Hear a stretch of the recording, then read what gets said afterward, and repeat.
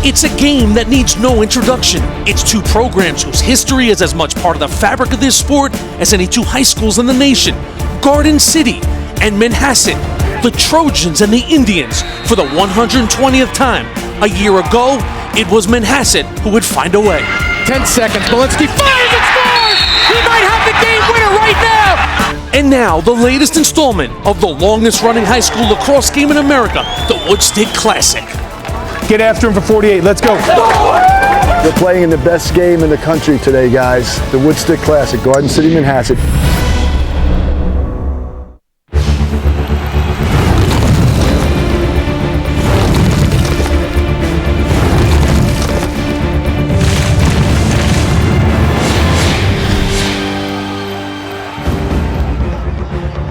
It is a live look at Manhasset High School in New York's Nassau County, home to the two-time defending New York State champions, the Indians of Manhasset High School.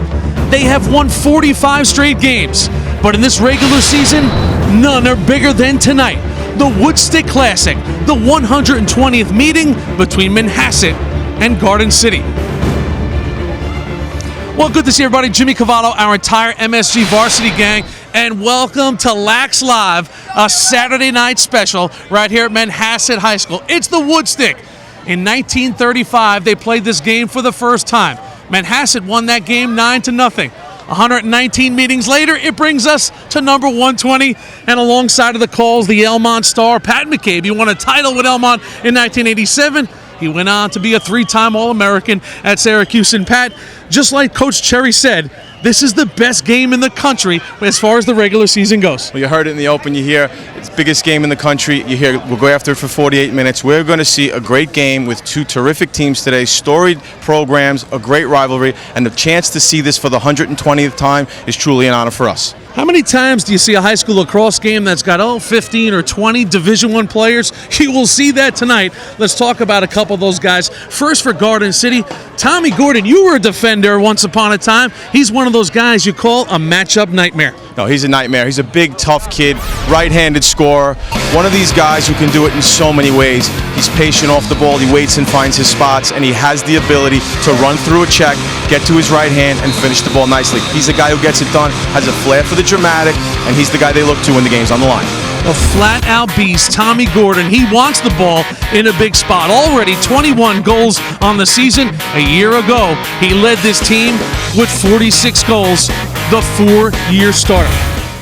For the home side, Manhasset, you wear number 32 in the memory of Johnny Driscoll for a reason. You're the best midi they have.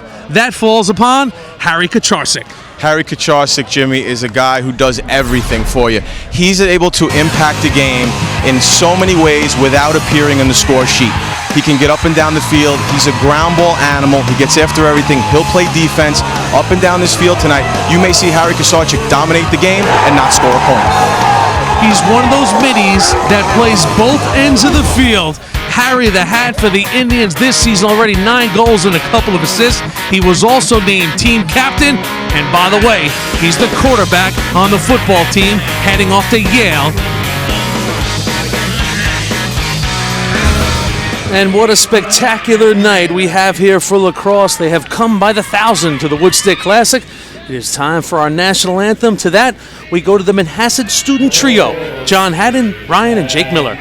See by the dawn's early light what so proudly we hailed at the twilight's last gleaming, whose broad stripes and bright stars through the perilous fight o'er the ramparts we watched were so gallantly streaming, and the rocket's red glare, the bombs bursting in air, gave proof through the night that our flag was still there.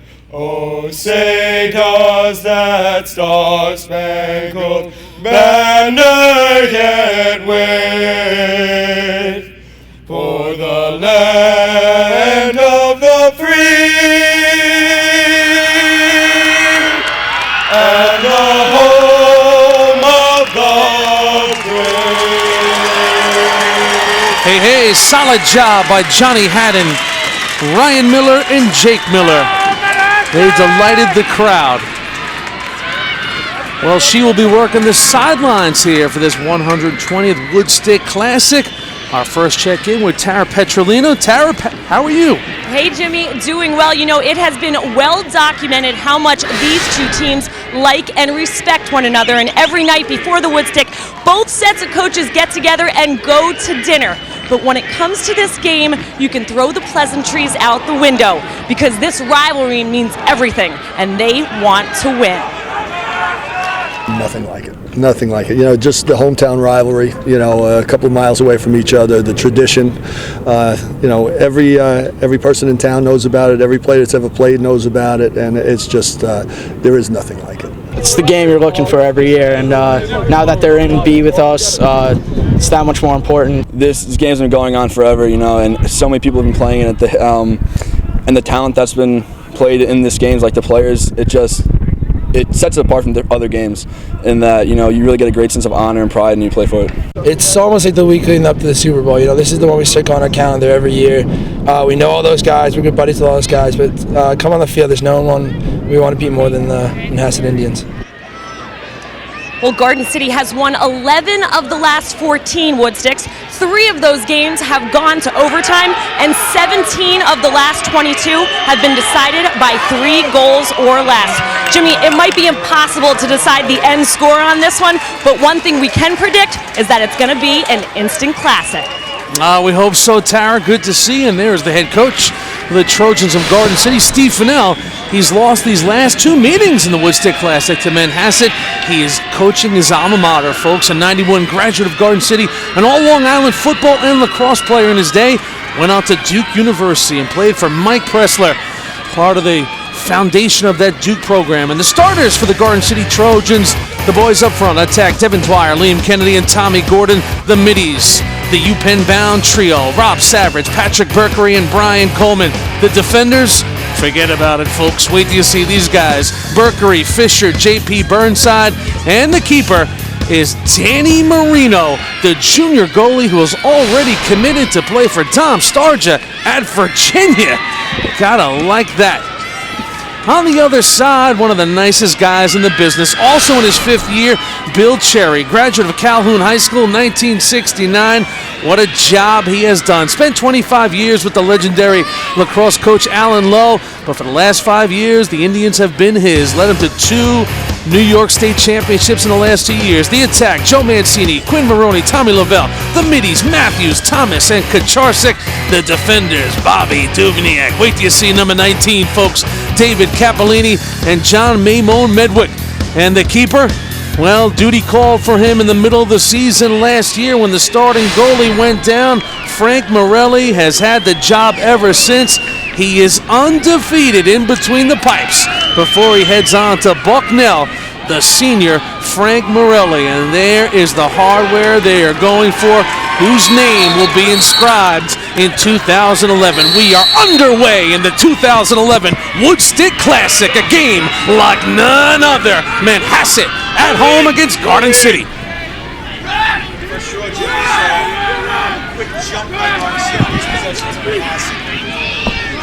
So first off the bat, Manhasset gets possession of the ball. Both these teams so familiar with one another, Pat. When you go player by player, there's no secrets out there. These guys all know one another. You heard it from the players before the game, Jim. You know, they know each other. They play summer leagues together. They've known each other, run into each other for so long that the relationships are there. But once this game starts, that's all out the window. So here come the Indians. Ball on the stick of Matty Tompkins, senior attackman. And Tompkins now. He'll keep it. Ryan Mathews. Mathews now to his left hand. He's pushed off. There's Mathews now. Gets a step on the front of Mathews. First shot of the game and a goal. Ryan Mathews starts it off in a big way for the Indians. And it is 1-0 Manhasset. The junior midi heading off to Johns Hopkins. Got a step and he buried it. Here you see Mathews gets the isolation on the short stick. Good left to right jab step and a shot on the run. Nicely done. What Mathews can do for you here, Jim, is he takes the face off, he can stay on the field, and he's a dangerous offensive player. Multifaceted threat, big plus for Manhasset. Off the face-off now. Good ground ball picked up by Mark Ellis. Ellis now hits the Jets. Here's the junior now coming towards the cage. And he'll reset it. And they'll get it onto the stick of Tommy Gordon. And now here's Rob Savage. Good decision there by Mark Ellis, Jim. Has a drive left-handed to the goal. A lot of pressure from the defense. You'll see some players shoot that ball. Smart play, gets it to the attack, and let's get a possession for Garden City. One of the best feeders in the Tri-State, Devin Dwyer with the ball on the stick, but this one taken away by Tommy Gavin.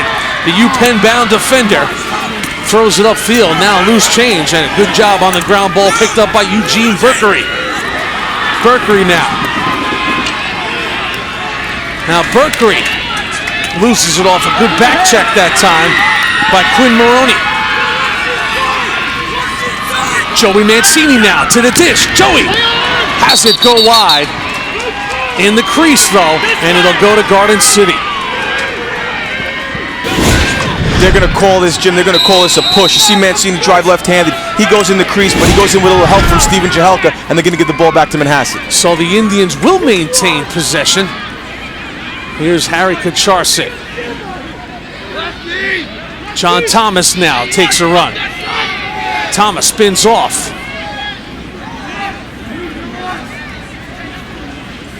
Now Mathews. Quinn Maroney, just a junior.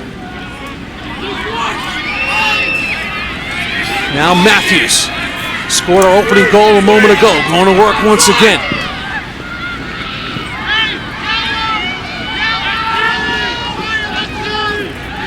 We'll see as the game goes on, Jim, but it looks like Manhasset likes the matchup with Mathews. They like him going against the short stick. They went at him early, he got the first goal. They go at him a little again. He seems to be a little tired. They get him off the field. They bring the second midfield group off with some fresh people. So now taking a look at Joe Mancini, senior attacker, bound for Trinity. He's had a huge year. Now flashing is Mikey Heenan. He'll reset it with Billy Davis.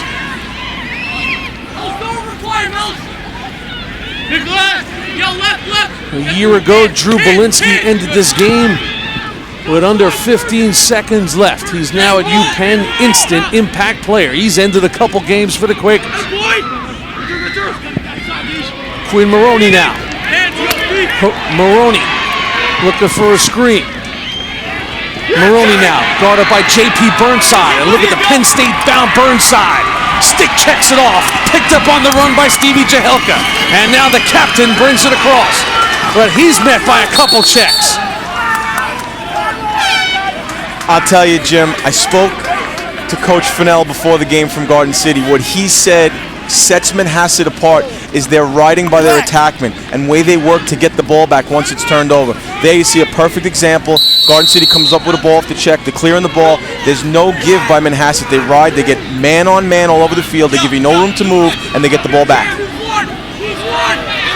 So now John Tompkins.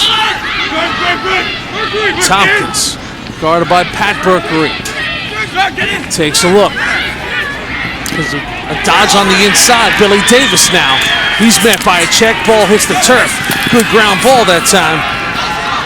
Picked up by Brian Fisher. Off to Ellis once again. Ellis to the turf, loses it. Here comes Manhasset now. Quinn Maroney got a man in front.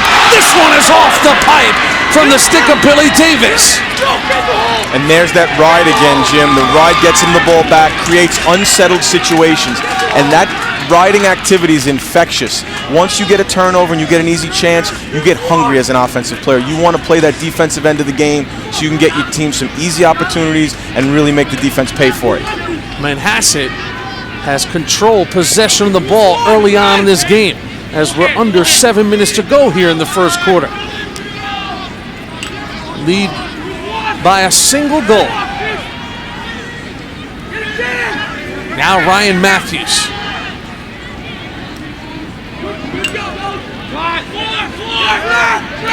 The only shutout in this game came in 1935. The first time they played, it was 9-0 Manhasset.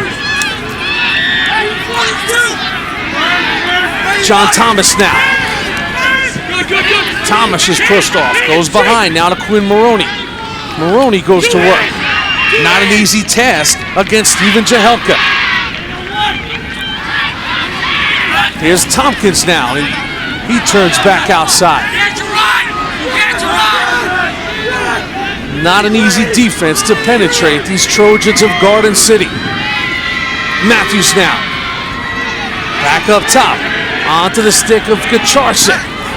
Here's Harry now.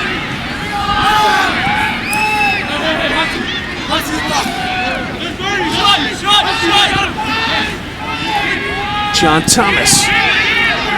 Thomas, a senior midi. Coming out on the flash is Matty Tompkins. Tompkins loves to go to the cage.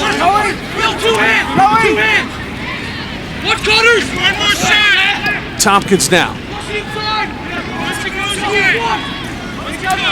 Back to Mathews. Here's Mathews now. Turns back to his right hand. Mathews shoots. Here's a save on the inside. Danny Marino went down and caught it. Oh, and the loose ball is picked up by Eugene Berkery. The junior keeper looked up for the task on that one, Pat. Very nice job there. What you're seeing is a Garden City defense that's being very careful about their matchups. They're making sure they get the right one each time. You see a lot of switches going on when they try to bring short sticks behind. They're bumping Steven Jahelka to the ball, and what they're trying to do is get their best defenders, which is not a stretch because there's so many of them, but they want to get those matchups just right to not give Manhasset easy opportunities. Here's Brian Coleman now. So Garden City looks to get a good settled possession here. Under 5 minutes to go first quarter. You know, these games are like a boxing match early on. You know, who can take whose best punch? And what Garden City has seen here is up until really inside of 5 minutes in this first quarter, they have not had the ball for any considerable length of time. They're going to look here to take some time, find the right matchup, and get a good move to the goal. They want to make sure they can kind of limit their opportunities for Manhasset on their defense and make the most of these opportunities offensively. Ball works around to Coleman. Brian Coleman takes a look, follow the action on Twitter. Score stories, all the action on Twitter. Pass to the inside, and they're on the board. Liam Kennedy, the junior attacker, puts one home, and we are tied at 1. Now Liam Kennedy, he scored 3 goals a year ago in the Long Island Championship as a sophomore. You know he can get it done. We've got 2 great quarterbacks in this game. Devin Dwyer being one. There you see him, look the defense over, finds Liam Kennedy open for the right hand. His head is up all the time. Kennedy knows it. They got a good rapport. His timing is excellent. You see the cut to the open space. On the other end, you have Maroney. We're going to see a nice battle of very efficient offensive players who work behind the goal for each team. GC wins a face-off, and so the defending Long Island champs, Garden City, now have tied this game up.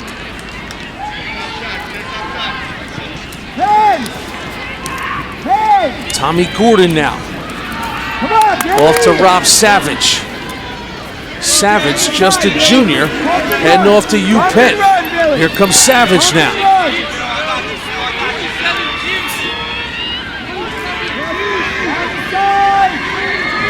Brian Coleman. Here's the guy they want to quarterback the offense. Dwyer swings it quickly to Savage. And now Patrick Berkery. Berkery finds a double team, drops it off to Savage. Savage now drops it off. Here's their guy off the pipe, Tommy Gordon. Big, strong right-handed shot by Tommy Gordon. We talked about the size and the power here for Gordon. The quick feet, the strong right hand, high-to-high shot. That's either going in or it's coming back outside. He puts it off the pipe. Possession for Garden City. Now Dwyer. Off to Rob Savage. Garden City now maintaining possession. Here's Savage now to his left hand. Got a man on the inside. Top side. No, sirree. Frank Morelli was on it. Off the rebound, though. This pass will go out of bounds, and it'll go to the Indians of Manhasset. So opportunity not for Garden City, but the senior keeper, Frank Morelli. Here you see the quick opportunity. Garden City a little behind the goal, a little bit of a late cut there again by Kennedy that time, but you see Morelli gets himself big, gets to that near pipe, and doesn't give much to shoot at.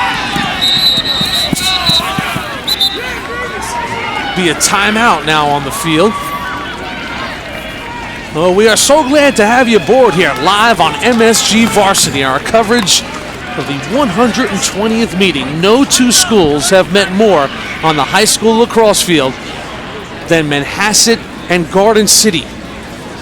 120 times Manhasset comes into this game the defending New York State Class C champs. It was last June, taking on Corning East. This was the senior Drew Belinsky, the biggest left-handed shot you'd ever want to see. And Belinsky, he was getting off in a hurry in this one. Drew Belinsky once, Belinsky twice. But what a day from Matty Tompkins. Watch Tompkins. Watch this one, folks. Hey-oh, behind the pack. Tompkins third of the day. And look out, Bill Cherry. You won it in 09, you win it again in 010. Back-to-back state titles for the Indians of Manhasset. They rocked Corning East. Hey, offense. And you see, fourth title in the program history, 14 Long Island Championships, 17 Nassau County Championships. And what was special about that title a year ago? You know, they win that championship in 2009 with Connor English, that dynamic team. They graduate 21 seniors. They had high expectations last year. They didn't expect to go undefeated and win a state championship. Well, you don't rebuild, you reload. When you're Garden City or you Manhasset. In Manhasset's case, they brought in another group of great kids. They just keep learning from the group ahead of them. You have great coaches with these programs. You know, Manhasset's done such a nice job. We talked about both coaches filling in, you know, stepping in for another guy who had been before them. A legend, really, both of them, in Doc Doherty for Garden City and Alan Lowe for Manhasset. They did it right. They learned underneath those people. And now the kids just keep coming up, and that expectation to be a champion is always there. You are correct, my friend. Doc Doherty and Alan Lowe, they are legendary figures in Long Island lacrosse history. No doubt about it. 77 years Garden City has been playing lacrosse. Manhasset, 80. Manhasset now, opportunity. Low to high on that one off the stick of Kacharsik. As that one sail on him, we check in with Tara. Jimmy, Coach Cherry stressing defense in that huddle. They're talking to them that when Garden City's in the 1-4, they're telling their guys, you must mark the cutters. Don't chase them through. Settle in and play a zone mentality. So right there, defense was key for the Indians. So some early adjustments, in-game adjustments as we sneak up on the final minute here. Here's Manhasset, opportunity and a goal! Matt Tompkins, the senior, gives his Indians a one-goal lead. He loves to go to the cage. You saw it right there. Tompkins has one in the Woodstick.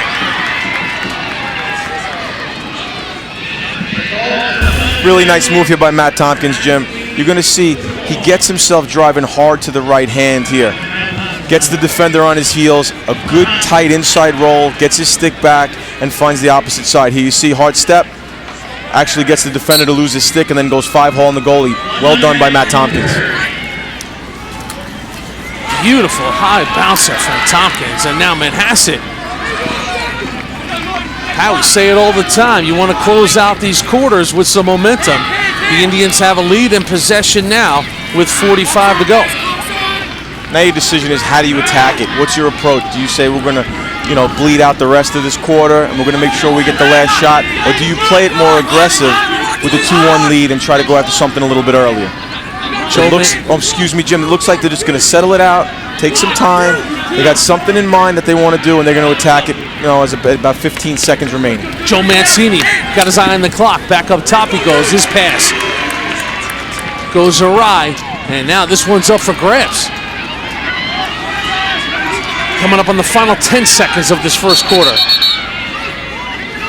Loose ball push on Manhasset. Garden City, one last opportunity here for a quick rush at the goal. Cross field, they go to Berkery. This one hits the turf once again. No whistle right there on the push.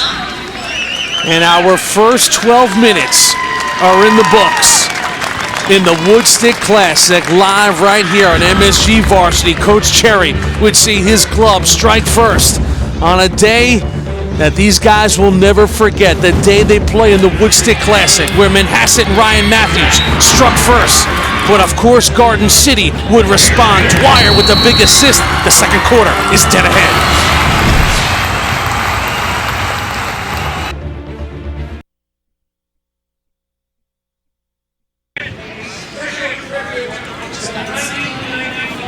A battle between our top 10 teams. The MSG Varsity top 14 sees the Indians at number 4 with a 1-goal lead moments before the second quarter. If you're looking for any historical tidbits about Garden City, there's only one direction you go. That's Jack White, who's with Tara. You better believe it, Jimmy. The resident Garden City historian with me. Jack, 120 Woodsticks. Now, you are too young to have been there for almost all of them. But there have been some great ones. What does this rivalry mean to these two communities? Well, you know, the communities are very much alike in many ways, and one of the things they share is just a passion for sports and lacrosse in particular. These varsities don't get great every year by accident. There are youth feeder programs. There's a great middle school program, a JV program, and then everyone knows the history. You know, it goes to the first two teams to play on Long Island. The teams have the most championships, 1 and 2. They've both won over 900 games. So, and you know, great players in the history. Jimmy Brown, everybody knows for football, but played a great lacrosse player in the Hall of Fame. So there's so much special about it. And these games never seem to lack drama. So if you could pinpoint one or two, what are some of your favorite moments? Well, we had a young man named Terry Kennedy in 2005 and 6. And in 2005, he won the game in overtime. And in 2006, he scored with 1.6 seconds left to send the game to overtime. So this series has a way of making heroes. Last year, Drew Belinsky from Manhasset with 10 seconds left. So who's going to be the hero tonight? Who is? That remains to be seen. Jack, always a pleasure. Thank you so much. Very good. Jimmy? Great job by Mr. White helping us in our preparation. You see the Woodstick. Manhasset leads the overall series 66-53. First game, 1935 on May 22nd. The Indians won it. 61 of these games decided by 3 goals or less. 4 OT games. Garden City won all 4, the last in 06. And Garden City has won 11 of the last 14. And Manhasset, Pat, has won the last 2. Well, you see the flows. It's just like a game. The whole series is like a game. You go on runs and it happens. But you don't want to face these teams. You don't want to get in the way of this one, that's for sure. And Pat, 77 years of Garden City lacrosse, not a lot of coaching turnover.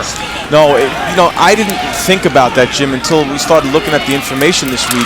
4 coaches, as you see a check, ball go out of bounds. You might see a push that goes here against Garden City. They're going to give the ball to Manhasset. Excuse me, it's going to be Garden City ball. But 4 coaches in the history of this program. It's amazing. Jim Sheen started in 1935. Julio Silvestri, and then of course Doc Doherty into Steve Finnell. So much history. And Coach Finnell, of course, played for the great Doc Doherty.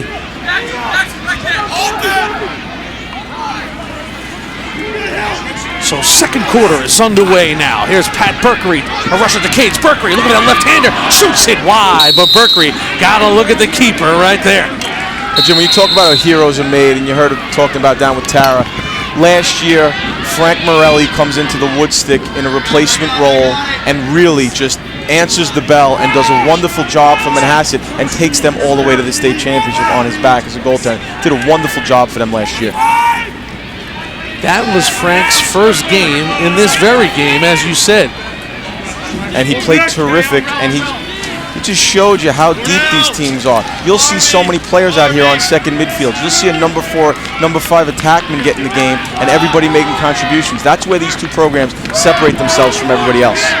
Here's another pass on the inside, and they score! Putting that one home was UPenn-bound Brian Coleman.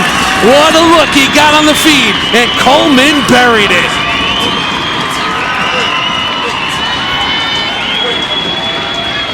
Three-year varsity player, Brian Coleman. And watch the senior midi get a great look here from Kennedy. Nice look from Kennedy. Again, you see Coleman fill that little space. Last time it's Dwyer, this time it's Kennedy behind the goal. It's dangerous in so many different ways. There's the look, the left hand from Coleman. and he finishes the ball. Very nicely done. You're seeing Garden City want to get the ball behind the goal, turn the defense, and work from back to front very effectively. Pat, the interesting part of this game is going to be to see who can get a little separation. This game, these two teams just have a look of a counter-punching style of game that they're just going to trade goals for a while.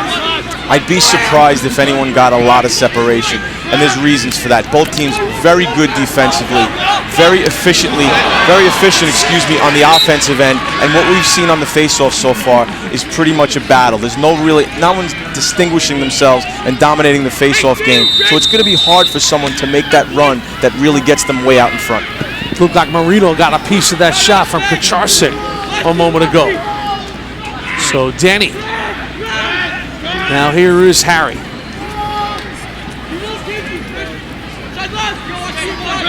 John Thomas. Thomas, a senior, going off to Muhlenberg next year.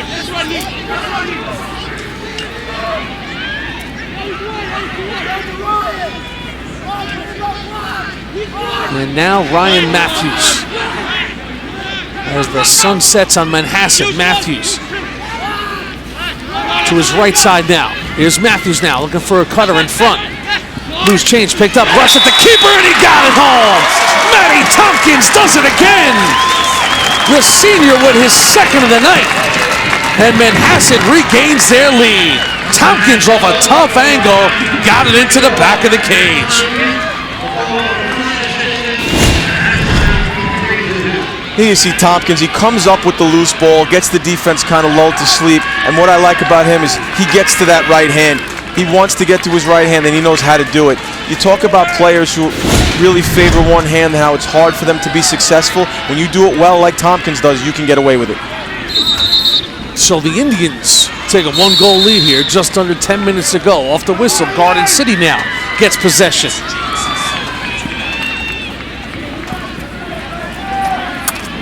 Jack Spencer. Spencer, crafty senior attackman. His next stop is Holy Cross. Spencer, worked on by David Cappellini.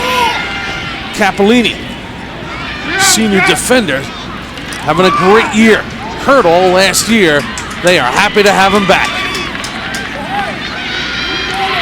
Connor McDonald now. He gives off once again to Spencer. This is Justin Gutterding. Gutterding, just a 10th grader. Not easy to get on the field, and he'll draw a flag right here. So delayed penalty coming up against Manhasset. Garden City now, moving and grooving. Here's Dwyer. Dwyer working against Bobby Duvniak. Look at Dwyer to the cage now. Still on a stick. Goal! Dwyer trying to sneak one past Frankie. It'll go wide, but here comes the penalty.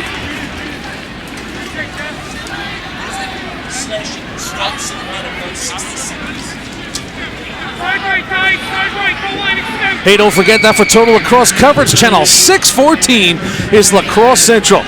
MSG Varsity Interactive is bringing you full games all across the tri-state area. That's full games, folks, with the power to start and stop the action whenever, wherever you want. Your destination for the most lacrosse in one place is Lacrosse Central, now on MSG Varsity Interactive channel 614. They are locked and loaded with all kinds of games. So here's GC and the man up, trying to get that defense moving. Tommy Gordon now picks it up. Gordon now looking to load up that right hand. Gordon still taking a look. Gordon now works it back onto the stick of Gutterding.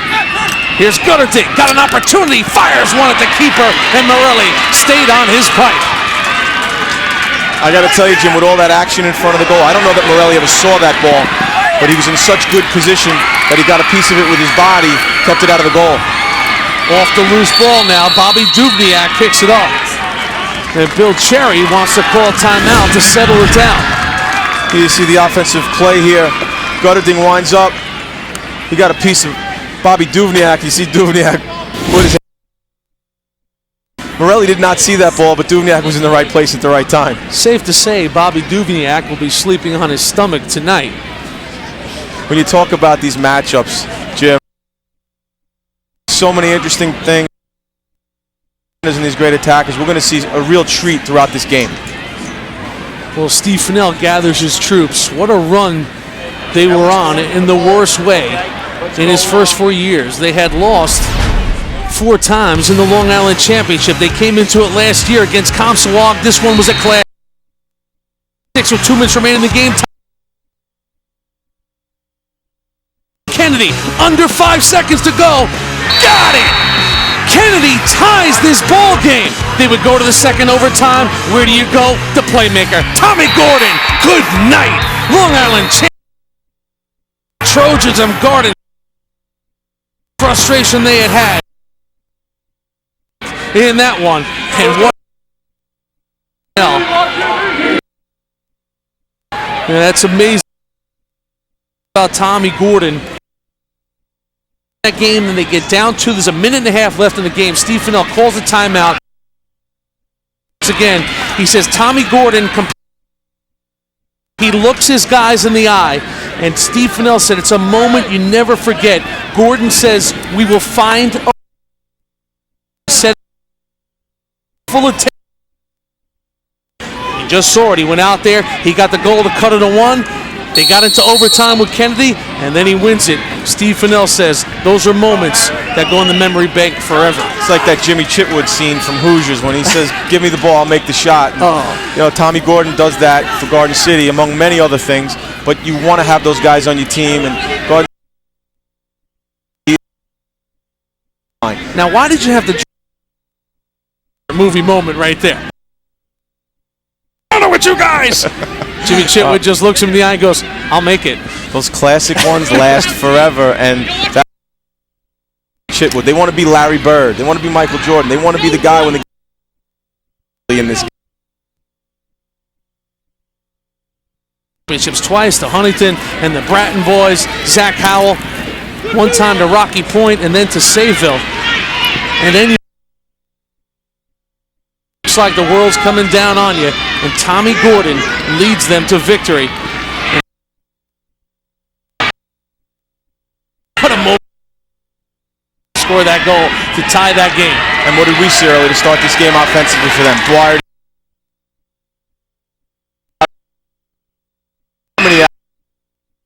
Done. Best riding team on Long Island. And you see examples of it all along the way. They ride like no other squad. Said Tompkins frees up his right hand, shoots one towards the keeper, and Marino handles it. Nice. Anyway, but Marino gets to it, and rather than having Marino with Alex Castronova. And they like what he brings. On the move now. Here they come. Leading the way is Jahelka. Behind the cage to the X now. Here's Liam Kennedy, the aforementioned junior now. Drive this junior.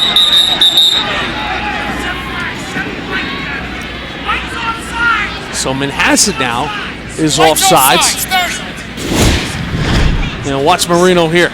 You see Marino in good position, ball probably wide, but a big plus for your team if you can get to balls that are outside the 6x6 and get possession for your team.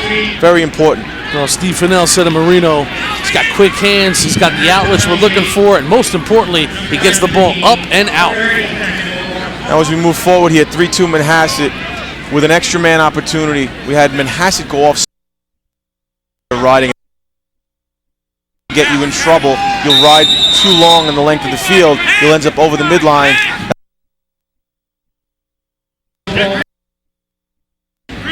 So the Trojans now looking at a 1-goal deficit, but try to get that ball moving. Right-handed shot, bouncer and a goal, loaded up.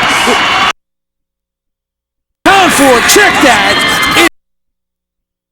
The UPenn-bound junior midi, Berkery.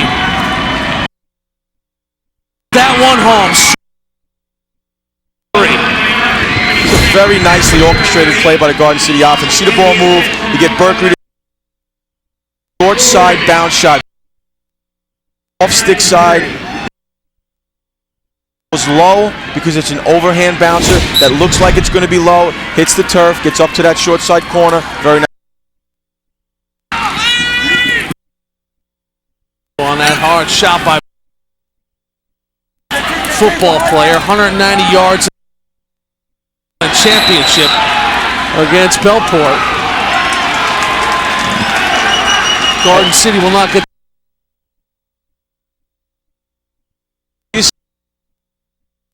crew that does not want to get involved in this game. They understand how important this is. They're letting these kids play. It's getting a little physical, nothing out of control, but they don't want to impact this game. They want to let the kids decide the outcome of this.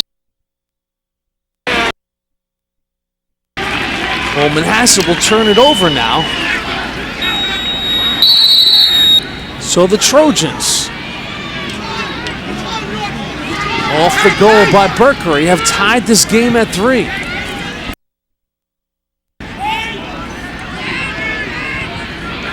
Here's Liam Kennedy now. Here's a matchup I'm really interested in. Dwyer, one of the top junior attackmen in the country, against defenders in the country as a junior. Terrific players in their own right, but it's interesting to see the matchup. How often does Garden City have Devin Dwyer handle the ball with Duvniak on him? And what do they do in the event they start to shut him off and they start to take him out of the game because he is the quarterback of this offense? Now, Brian Coleman swings around. Here comes Dwyer now. He'll quickly put it on to Kennedy. Now to Rob Savage.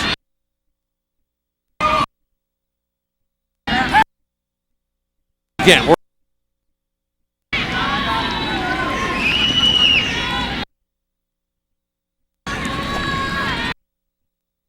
behind the kick. And they'll reset it. Berkery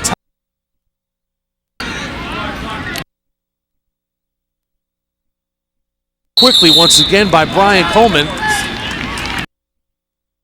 Get over, they'll call timeout.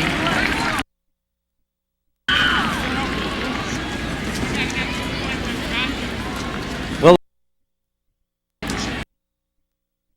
this game with a 45-game win streak, their last in April of 09. The longest win streak in the all New Jersey champs, the Hilltoppers of Summit. They had a tussle this afternoon against Del Barton, looking to make it win number 4. The Cade Sonny with 3 goals on the day. It was a 5-2 game at the half. Summit, McKenna and company win the game 9-5. Victory 8. Hilltoppers of Summit, solid Barton, and you see the leaderboard right there. Summit out of New Jersey, 45, and the Lions win against Ward Melville earlier this week. Oh my! But they are at 32. You talk about win streaks, Jim. You talk to most coaches. Give me a 5-game win streak. 32 games. You guys build Cherry, you know, it's nice, but you never think you're going to have that kind of extended success. And the amazing thing about that Summit win streak is to beat 9. They lost their game in April of 2009. Since then, 45 straight. And I got a chance to see Del Barton play. Them Anthony's all they could handle. Del Barton had cut the lead to 2 at 7-5, but Summit scored those all-important Jim and they challenge. Oh, it off now to Savage. Look at this opportunity. Yes, sir. Johns Hop Gordon and the flash puts it home, and Garden 1-goal lead. Well, if there's one guy you can't let roam on top of the crease, 2 in maroon, his 22nd of the season. And we talked about Tommy Gordon's right-handed ability. Here you see the left hand cut, sharp presentation from Savage. He gets the feed, puts the ball quick. You see the ball going from back to front. Very tough for a defense and a goalie to read. A nice finish there by Tommy Gordon. So Garden City now with some momentum has their first lead of the night. You are looking at live images from Manhasset, New York, on Long Island's Nassau County. And Garden City, the time they have played in their history. That is the most 2 high school lacrosse teams in America have ever played. The longest running rivalry.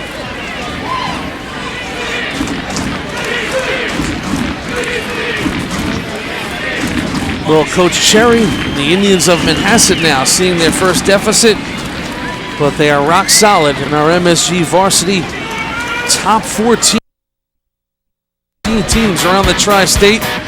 Yes, sir, the defending New York State champions, the line number 1. Look at this Long Island blockade up top. Ward Melville, the Patriots, that record will change. They lost to West Islip. Still there at number 2. The Flyers of Chaminade, good victory against Yorktown this afternoon at number 3. Darien gets up off the deck with a solid victory there at number 4. You see Manhasset number 5, St. Anthony this afternoon at number 6. Garden City at number 7, Sachem North, and then rounding it out, Del Barton, Smithtown West, Massapequa, and Ridgewood. To know about that poll and everything else. A quick 60. Join Mike Quick every Tuesday as he reveals the top players in boys and girls lacrosse. Plus, he'll name the top 14 teams. That's all. At 8 p.m. Another Optimum exclusive. And there, all ages. And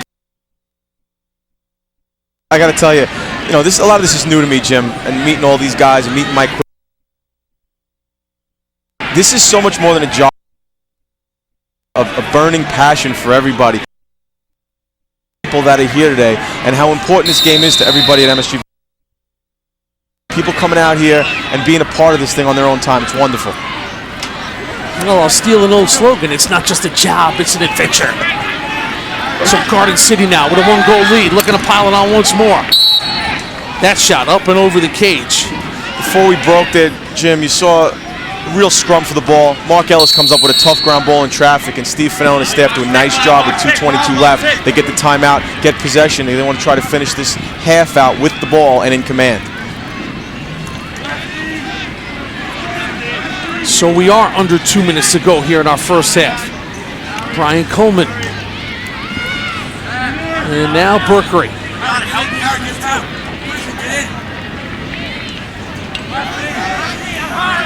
Coleman once again.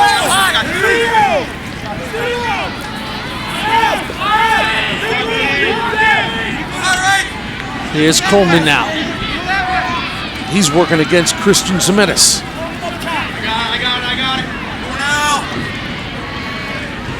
Now backing off is Rob Savage. Savage looking for a little clear out. You had Steve Finnell probably in his huddle talking about taking time and doing the right thing. They're not going to stall the ball here, but they are going to take their time and make sure they get the right matchup they want, and then they're going to attack it. Here comes Flash Gordon now. Gordon got his head on a swivel, looking where to send it. See, they're going to the goal, Jim, but they're not. They're giving that impression that they're driving it, and then they're going to pull it out, and they're going to wait and take their time and finish this half with the ball on the ground on this end of the field, or with another goal on the board for them. Berkery, left-handed shot, goes wide, quickly picked up by Dwyer. Here comes Devin now, working against Duvniak. Dwyer, and look at Duvniak go to work. Dwyer, though, got a man wide open, loading up and a shot. That one off the side of the net from Rob Savage, and it'll stay with Garden City. Under 30 seconds to go. Here's Dwyer now. Dwyer looking for a screen. We come up on 25 seconds left. Dwyer now gets a step on Dubniak. Up top he goes to Berkery. Is swinging around to Coleman. 15 seconds left. Coleman now with a step. turns back to his left hand and takes a look. Behind the cage to Dwyer. Up top. Ball rolls around. Now final seconds towards the cage. Dangerous. This one to the back, and the clock will sound, ending the first half in the Woodstick Classic. Some frantic action from the Trojans late in that half. It does not translate into a goal, so Frank Morelli will run off. And this huge crowd here in Manhasset treated to a rock-solid half of lacrosse. We have a one-goal game. I'm sure high marks for the Trojans of Garden City in the eyes of their head coach, who's with Tara. Coach, you have the 1-goal lead going into the half here. You talked to me before the game about how well you guys have been able to move the ball. How do you rate the ball movement in this first half? I think we did a nice job. We didn't have the ball for the first 6 minutes of the game, so that was a little frustrating, but they're very talented. 24 is very good. He's already got 2, so we're going to have to be patient on offense. I think we've moved the ball very well, found some open guys. We're being unselfish. Just played too much defense in that first quarter. I think we got rolling a little bit in the second, and I think we figured out the face-off X. Mathews very good at the X. I think Savage and him is a great battle, and it comes down to ground balls on the wings, the face-offs, possessions. Obviously, it's going to be looks like it's going to be a 1-goal game down to the end. Always a classic, Coach. Good luck in the second half. Thank you, Jimmy. Steve Finnell, as he taught global history and social studies in classroom number 137 in Garden City this week. It had to be a tough week to concentrate knowing what was ahead. It's the Woodstick Classic. Coach Finnell and Garden City have a 1-goal lead in a game that sets the bar for both these schools. Halftime is straight ahead with a look at both schools.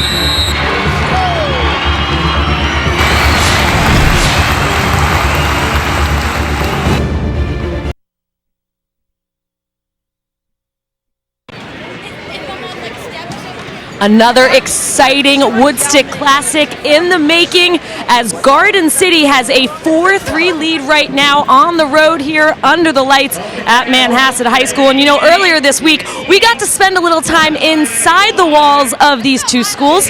Our first stop, Garden City. Garden City High School is the high-performing, high-achieving high school in Nassau County. I really feel like we're so much more than that. High school at Garden City was really amazing. I think the teachers so much facilitate that, really caring about what you're doing, whether it's in the classroom or out of it. We have a host of course offerings. It's pretty impressive. We have a lot of clubs and athletic activities. We have a stellar music program, fine and performing arts. Our students here, they're wonderful. They really are. And we have a very dedicated faculty and staff. And our goal is to really try to offer something for every student and make this a place that they feel is their own. The science program at Garden City High School is pretty diverse. We offer a lot of different science courses on a lot of different levels. One of the things that we've put a lot of time and effort into in the last few years is building up the research program. One of the good things about the science research program is they really give you advising from the freshman level to way through senior and then even on into college. It's a great natural progression from the amount of work and projects that you do from when you're a freshman to a senior, and they're basically any field of science you're interested in, you can do that research. There's so many opportunities here. I've met 2 of my favorite teachers at the high school in the science department, Mr. D'Ambrosio and Mr. Stano, because they're always here for extra help and they love their job. Best Buddies Club at Garden City High School is probably the things I'm the most proud of. The chapter's only 2 years old. We brought it in because we felt that it was really important to make sure that all of the students felt that this was their school. Best Buddies Club is where general ed students come together with special education children, and we participate in various activities, and it's a great opportunity for everyone to come together as a team. I like being with them and always having a good time together. I love it. It's a good experience and I have a lot of fun talking to every one of them. Best Buddies has changed my life completely. It's close to my heart. It's something that I love doing. It's the greatest feeling when you walk out of there knowing that you've helped someone, that you have a connection to their life, and that you're always going to be there for that person. Everyone talks about making sure that students are college ready, and one of the things that we found from our graduates was that they really weren't ready for the rigorous research and writing that is a part of college. I was actually a little worried when we started writing our senior paper. But once we got in here, I was really impressed.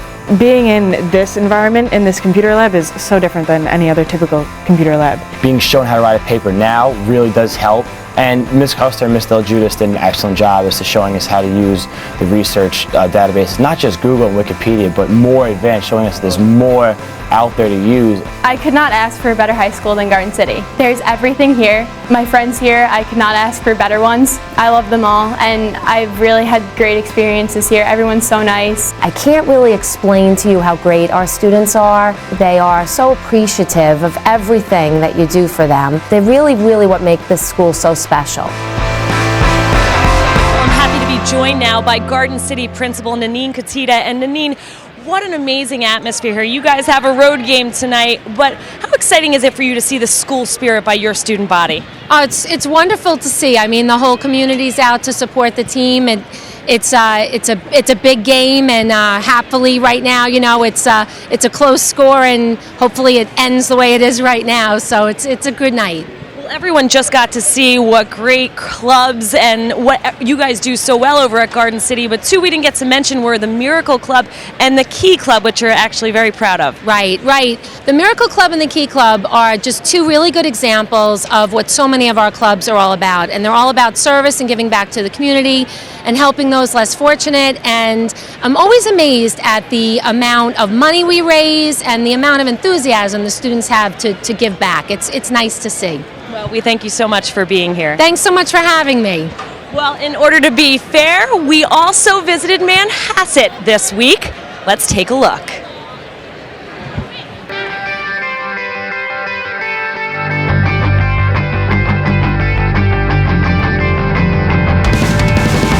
Manhasset's a truly special place. It's a community that truly cares about its students, its staff, and the school. It's truly steeped in tradition. Our motto is excellence, one where we strive to attain that in all that we seek to accomplish. Academically, our students graduate and go to some of the finest universities and colleges, whether it's the Ivy League, the top universities and colleges throughout the United States. Being a student at Manhasset, it's amazing. It's a very competitive school, but we push each other to do our best. The spirit here is amazing. We have so much fun. We are able to work with a special group of students that really showcase their talents. The science research program at Manhasset is kind of special. We use their 9th, 10th, and 11th grade years here at Manhasset to actually have students perform experiments. Okay, so what can we use to mimic the stem cell idea? Many of the peers that work in research around Long Island are somewhat jealous of this place. A lot of times we go to the science fairs and people ask us where we conduct our research because it's, you know, fairly advanced, and they're always surprised when we say I was just at a high school lab. So each time applies point, it compares it to the scale that was set. If I were to take a step into, say, a doctor profession or some medical field like that, I think that I'm now a lot better prepared than I would have been had I not taken this class.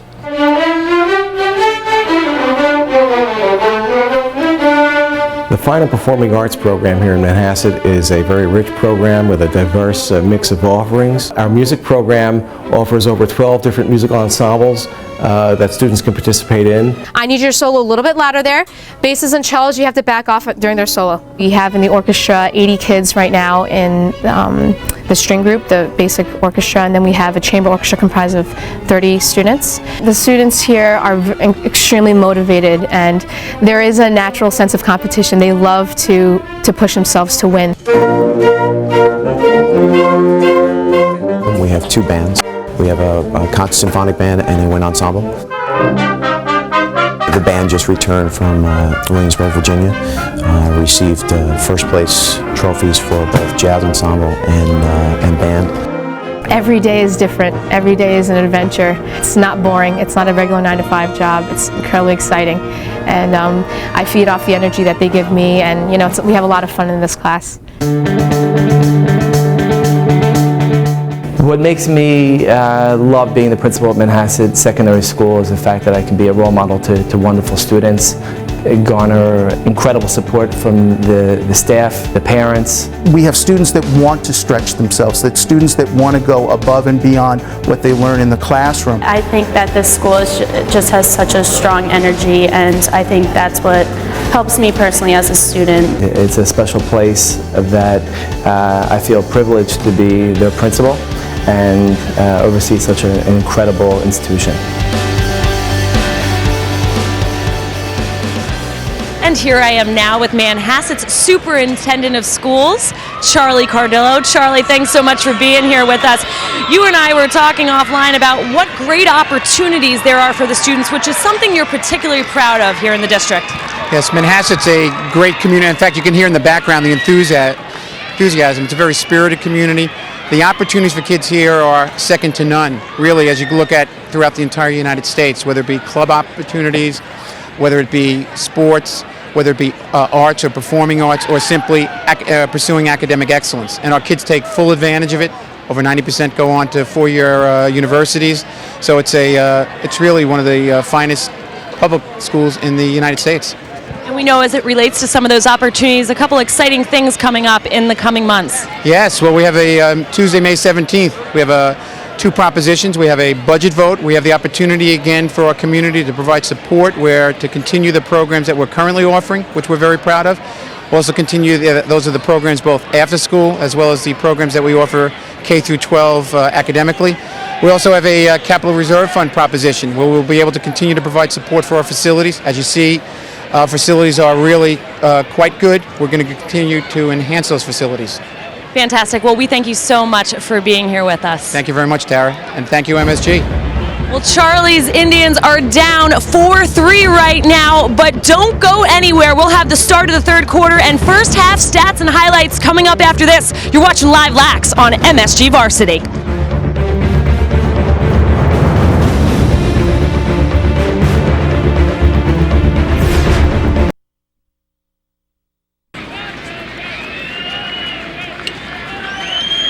Now the images of a beautiful night in Manhasset, New York. Lax Live continues right here on MSG Varsity, the Woodstick Classic. Good ball game going on.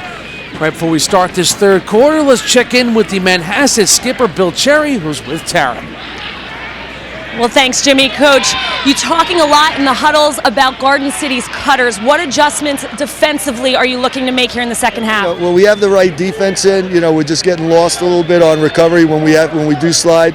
But the kids know what to do. We just got to get it done. Offensively, are you making any tweaks? Are you happy with what you've seen so far? We've been getting good looks, but we talked about a few different things in the locker room, change it up a little bit. So we'll see. A one-goal game, no surprise. You having fun out there? Having a lot of fun out there. All right, Coach, thanks. Thank you. Look at that smile, Jimmy. These guys love this. Oh, come on. That's Bill Cherry. He's always smiling. Why shouldn't he be? He's got one of the best horses in the race.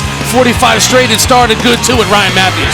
Ryan Mathews, hard, quick left step, drives to his right and shoots it in. Here you see Devin Dwyer from behind. He finds Liam Kennedy on the right-hand side. He finishes the ball to even it up at 1. Here we see something we expected to see. A right-hand shot there by Liam Kennedy. Finds the pipe. And here's Matt Tompkins with a nice right-hand inside roll. Turns to the front of the goal and finishes the ball. Then the good ball movement from Garden City on the extra man. Patrick Berkery finishes it with a nice short side high bouncer. Then some more ball movement. Rob Savage finding that man, Tom Gordon, the left-hand finish. Take a look at our first half stats right here on MSG Varsity HD. 13-9 the shots in favor of Garden City. 6 apiece as far as shots on goal, saves 3-2. You see the face-offs about even kind of what you expect out of a one-goal game. No mysteries here. Every aspect of this game is even. There's one thing that does stand out. Garden City in the second quarter with a 10-3 lead in shots. That's where they really started to take, if you could call taking a game over, leading by a goal at halftime. Standing room only in Manhasset, New York for this Woodstick Classic. Year in and year out. It is a fan's delight to make your way out to this contest. And there always seems to be a little drama when the Trojans and the Indians take to the field. Manhasset comes in, the two-time defending New York State champs. Garden City went all the way to the New York State Championship a year ago before they fell to Jamesville DeWitt, 11-5. By the way, Jamesville DeWitt is undefeated again this year. and coached by my college teammate, Jamie Archer. Look at that, Jamie Archer getting a pop. I asked Jamie Archer last summer after he'd won a state championship, hey, congratulations, that's good for you. It's nice to see you win a state championship. So that's my second. So I wasn't paying attention for a while, and he was doing some damage. On his horse now is Fisher. Folks, these Syracuse guys, they stick together. No question about that. What'll be interesting here, Jim, is two very good coaching staffs, obviously coaching very talented teams. What are the adjustments they made at halftime? What was each team doing to the other that they needed to go and sit down and talk about at halftime and figure out how they were going to counteract the other teams, the teams, what they're gearing for?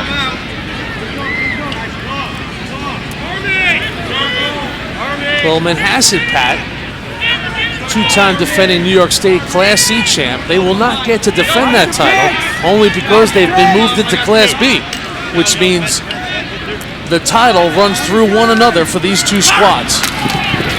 High bouncer goes up and away. It'll depend who you talk to when that topic comes up. Some people are thrilled with it if you're another team in if you're in Class C, you don't have to deal with Manhasset anymore. But it will be somewhat of a shame. As you see Patrick Berkery go hard to right hand, a nice slide defensively from Manhasset. Takes Berkery off his feet and throws it wide. It'll stay possession with Garden City. But it's just a matter of someone's going to be missing from that state championship picture in the end. Someone's not going to make it out of Nassau County, and some people consider that to be a shame. Here's Coleman now to his left hand. Behind to Dwyer, and DD takes a look, running the show offensively. Here's Dwyer now. What you see Devin Dwyer able to do more so now than he's done in the past. He's able to hang with bigger defenders because he's grown significantly over the last 12 months. He's probably put 3 inches on his frame, he's put some meat on his frame, and now where he used to have to shy away from a big, tough defender, he can take him on with some poise and handle that contact. Here's Kucharczyk now after a brilliant play by Tommy Gavin, senior defender, heading off to UPenn. He forces a turnover and he gives the Indians a possession. Just underway, third quarter, 2011 Woodstick Classic. On Lax Live right here on MSG Varsity. Jimmy Cavallo, Tara Petrolino on the sidelines, and the Syracuse three-time first-team All-American Pat McCabe, the man to my right. And oh, by the way, folks, he won 3 national championships with the Orange, too. Never hurts to be on a good team, Jim. You were a big part of it. Kind of like here at MSG Varsity. Hungry and humble, you are. You are too humble. National Defender of the Year, but here comes Mathews. Mathews puts one home. The Johns Hopkins Brown Jr. loads up and finds the back of the cage.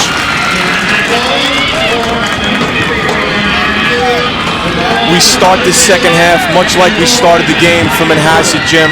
You saw a quick left to right move to start the game where Mathews finished the ball. Now you see a quick right to left. He's showing all the aspects of his game, the face-off play, the left to right, now the right to left. He's doing it all for Manhasset. What location on that rocket off the stick of Ryan Mathews, off stick side. He looked for a spot and he nailed it. So we are tied at 4. Off the face-off now. Good job scooping it up by Fisher. So Fisher, senior defender and a captain, one of the true leaders of this club. And a penalty comes in. It's a slash. 1 minute. And we're going to have a man up now for Garden City. You see Fisher all around the ball, gets away from the double team, a little too much. You see a little too much stick swing. When you try to coach young guys, Jim, you want to tell them, keep their stick short and sharp, not long with their stick. Very often, before that stick even gets to contact, the official's in his pocket looking for the flag. So a full minute here for GC on the man up. He worked the ball behind the cage. Dwyer looking for Gordon. Gordon now ran out of real estate. Now Devin Dwyer as they start to pick up the pace here in this possession. Berkery, around they go to Spencer. Savage looking for a cutter on the inside. And the Indians will pick it up. Good defense right there. Bobby D. Duvniak now Long, ill-advised clear. Picked up on the run by Jahelka. Here comes the Harvard-bound senior captain. Jahelka drops off to Savage. Crossfield they go. Look at the passing right here. Gordon from his knees shoots it wide. And another flag comes in.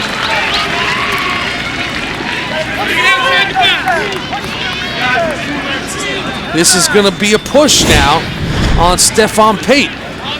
You see the quick ball movement off the play. You know, that turnover. Jahelka comes up with a nice loose ball, pushes it. You see Garden City not settling just because the ball's been brought over by a pole. They keep moving it. It ends up inside with Gordon. Manhasset defense has no choice but to push him from behind. You get a 30-second penalty on the push. 6-on-4 now for Garden City. Lock and load. If you're Frank Morelli, you know it's coming here. This game tied at 4. The Indians, 2-man up. Devin Dwyer now taking a look. Here's Dwyer. First penalty's expired, Jim. We're now 6-on-5. You know, some people want to attack that 6-on-4. Not really enough time to get into your set, so they wait for the 6-on-5, and now they'll approach it this way with the 6-on-5 offensive for Garden City. Making the extra pass inside of the goal. DD, the Harvard-bound junior, Devin Dwyer, breaks the tie, and Garden City leads 5-4.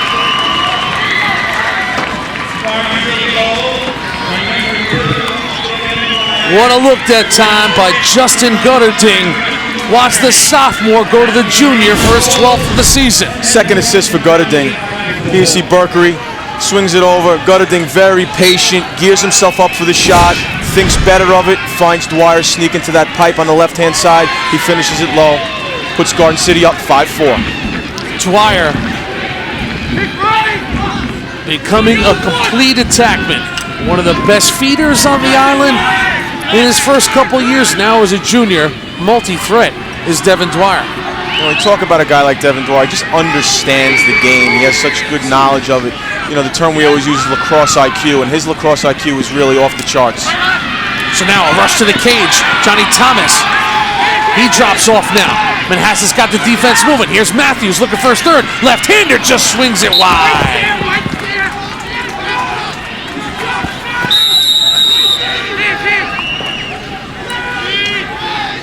Quickly, the Indians bring it back in. John Thomas now. Here's Thomas. Chased down by J.P. Burnside. Now Mathews.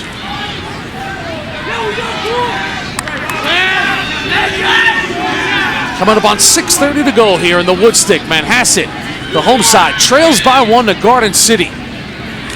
The Indians have won the last 2. On the rush now, Kacharczyk. This one to the inside, knocked down in front.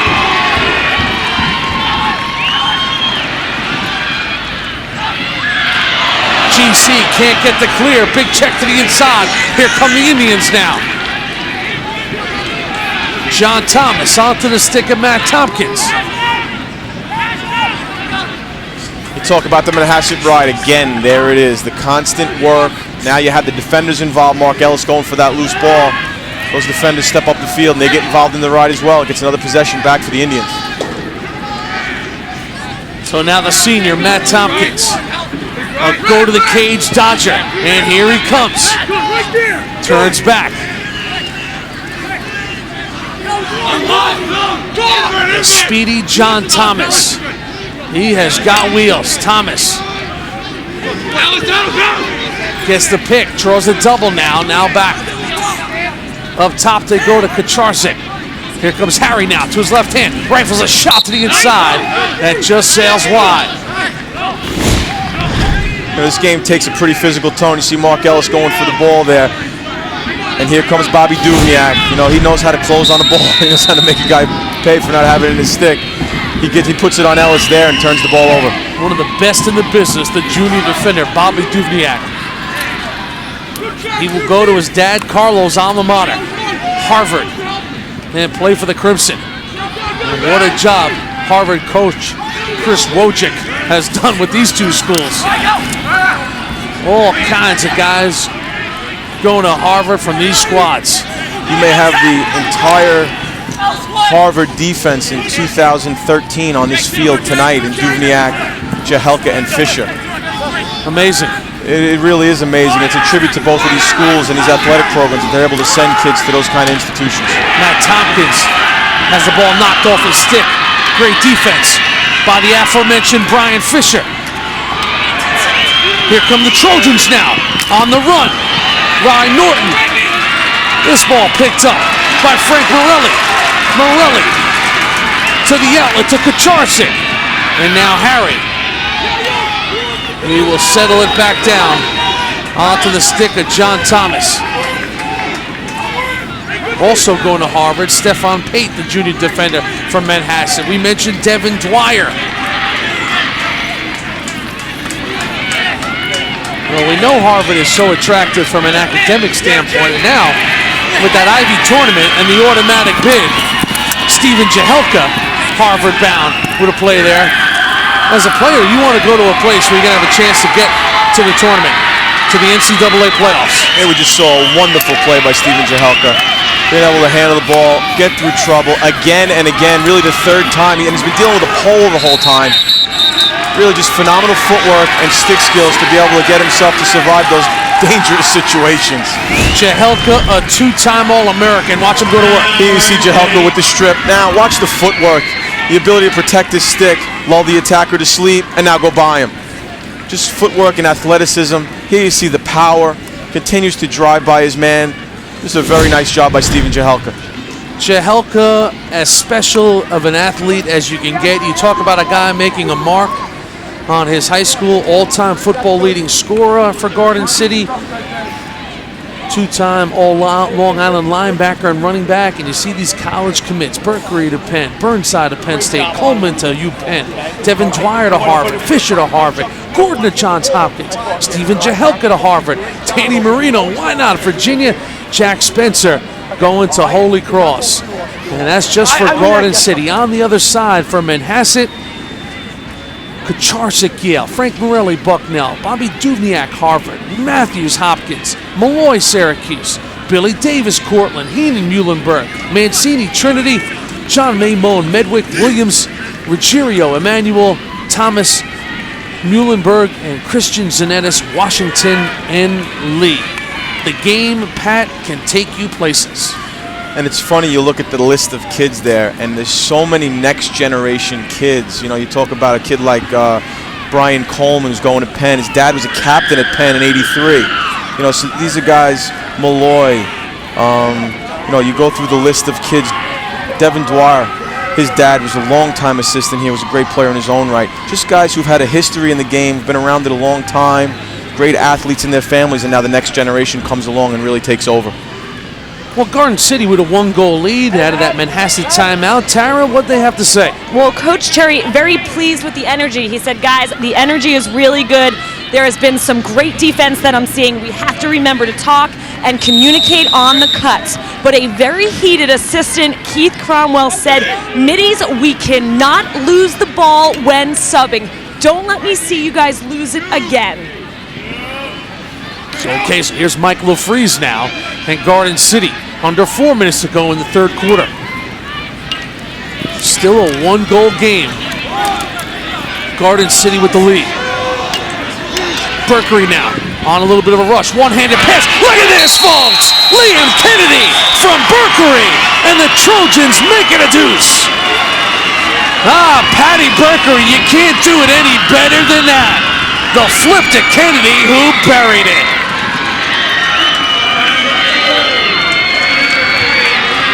Steve Finnell said Pat Berkeley's a special player for plays like this. And look at his eyes. They're upfield. The one-hand dish to Liam Kennedy. Very often you'll tell a defender, go double-team that guy. He's got one hand on the stick. He can't move the ball.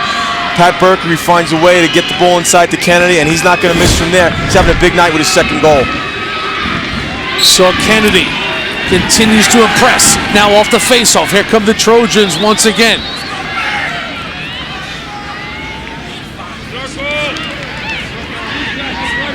You always talk about the ability to go on runs. You saw Garden City come up with the goal there from Kennedy. Then that next face-off win is so important because now you get your opponent back on their heels on defense again, and you're in a prime position to attack and build your lead.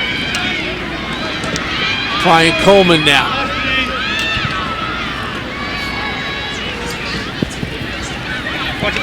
So now Kennedy.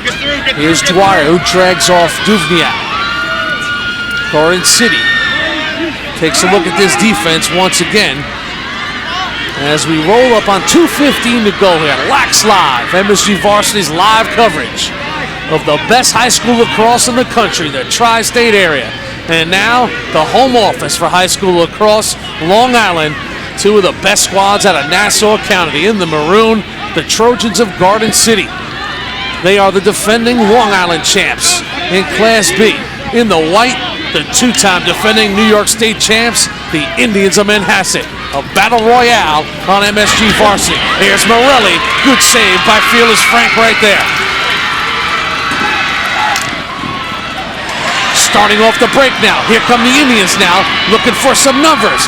Got a man on the doorstep. Oh, what a save! Coming across the face of the net was Danny Boy, Danny Marino, and the Virginia-bound junior came up huge.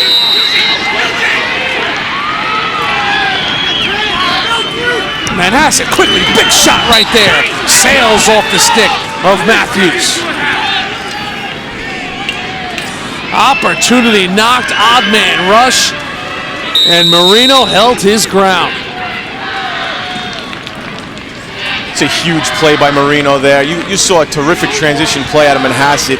They get the man with just what they want. Quinn Maroney alone with the goalie, and there's Marino getting low, making a big stop. Boy, Dom Starja getting a good-looking goalie in the junior to Virginia. And he spent some time this summer with the former Cold Spring Harbor great Adam Gittleman. So that Long Island synergy paved the way for Marino to get to Virginia. Final minute now of the third quarter.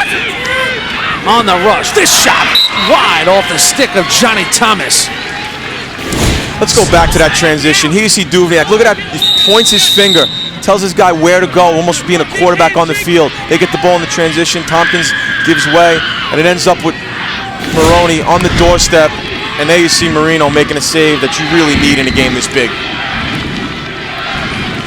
Well, if they can keep him in check here for the final 30 seconds, that is a momentum save going into the fourth quarter. Good defense once again extended out by Garden City. You see Patrick Berkery really doing it on both ends of the field. He makes the nice assist earlier, and then that time defensively breaks down, puts his defender on his back foot, puts his offensive player on his back foot, not able to get a great shot off. Nice job. This ball knocked down, and the loose change is picked up by Eugene Berkery. That's Pat's twin brother, doing a great job out there himself tonight. The seconds will tick off. And there are 3 quarters in the books in the 120th installment of the Woodstick Classic. It's a game that's gone back and forth. But in the third quarter, we would see Mathews continue to do what he does best. Duvniak and company, but the Trojans have a 2-goal advantage. The fourth and final quarter of the Woodstick is straight ahead.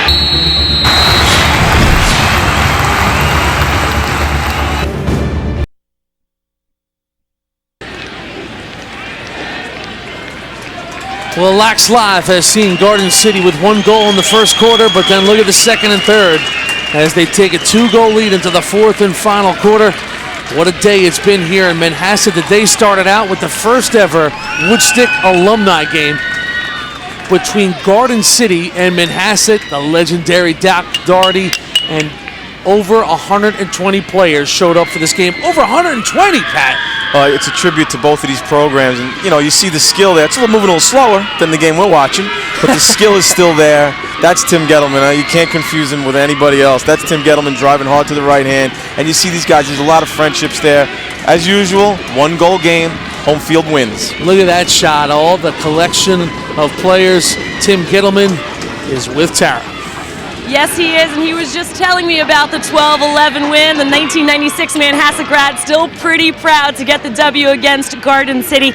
Tim, the reason for the alumni game was because of yours and your wife's foundation called Monsters Kids. So for those that don't know, give us a little insight. Well, Monsters Kids is a charitable organization affiliated with Cohen Children's Medical Center, and it's a charity that I started through the channel playing professional lacrosse with the Long Island Lizards, and I was going to retire, I guess, 1-2 years ago, but I'm still playing now, and I donate all my salary to Monsters Kids, and today was an amazing event with the Garden City and Manhasset alumni. Over 130 alumni came out, going back to 1973, and it was an exciting game, and all the proceeds are going to a great cause. We're building a brand new playroom at the hospital, and it's just a lot of fun with two towns getting together for a great cause, and then you throw a lacrosse game in, and it's a lot of fun. Well, it's fantastic. We're so happy it's been successful, and best of luck in the future. Thanks so much. Thank you very much. Pat, I didn't give him a chance to shout you out. He's been trying to scream your name down here, giving you a hard time. Nobody people know now, but I named him the Monster, just so you know. I'm the one who named him the Monster. The story gets confusing at times, but it was because nobody could stop him. What a player in his day, part of the legacy of players that were here today. Over 60 for each side showed up for the first ever alumni game. What a showing. Garden City, though, 12 minutes away from a victory in the Woodstick that they would so desperately love to have. Don't forget, if you're a senior on this club, you probably haven't tasted victory in this game. Manhasset has won the last two. Gutterding, the sophomore, has been impressive. Here he goes, leaves his man. Gutterding once again, draws the double, draws a flag once again. Now finds the cutter going topside, in a goal, Devin Dwyer. Next stop for him, the Crimson of Harvard, but Dwyer gives Garden City a 3-goal lead, but the play was made by the sophomore. Really tells you a lot about what the coaching staff thinks of Justin Gutterding. Big key point in the game. They give him the ball to handle, to go on his man. He draws a double team, makes a real good decision.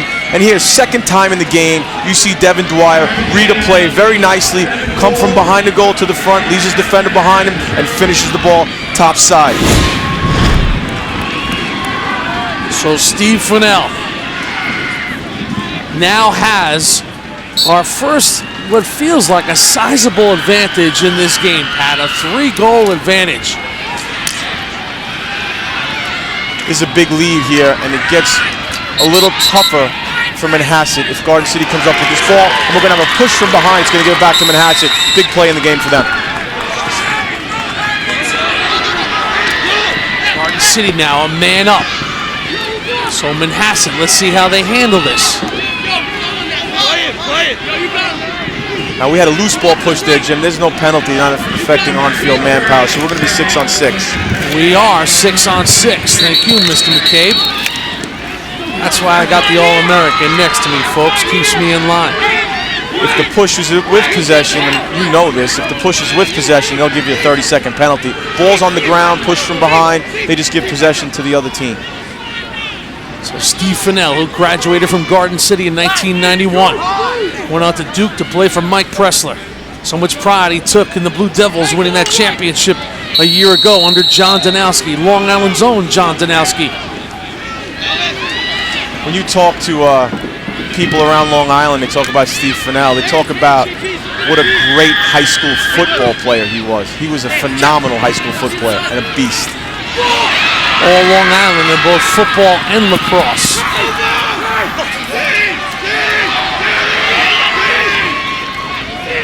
Now the Trojans. Off a quick outlet, blazing down the field is Mark Ellis. Nobody picks him up. Ellis drops off now to Dwyer. Look at the passing. Gordo, save on the inside by Frank Morelli.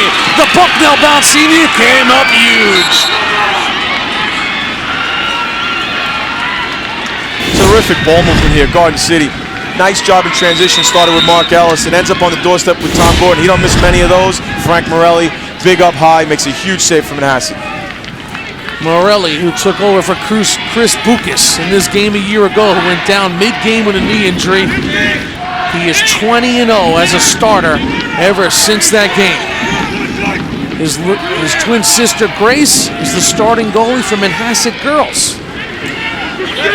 Something in the water at the Morelli household makes some great stoppers because it's tough to find one. And when you find one in a family from the boys' side and the ladies' side, that's interesting.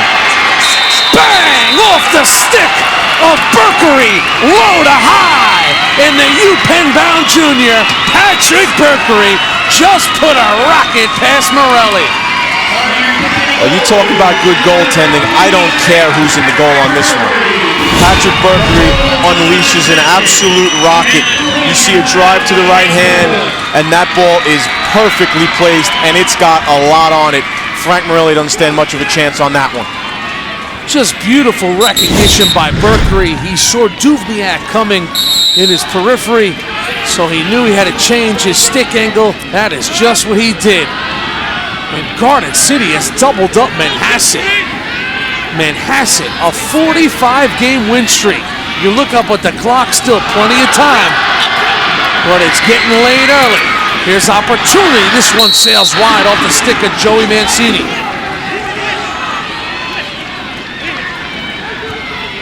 That's a big opportunity there for Manhasset. A nice job. You get Jehelko, takes a bad step, and he falls down. You end up with a 2-on-1, and the rest of the defense behind them, quick to slide and help recover. Matty Tompkins now. Tompkins.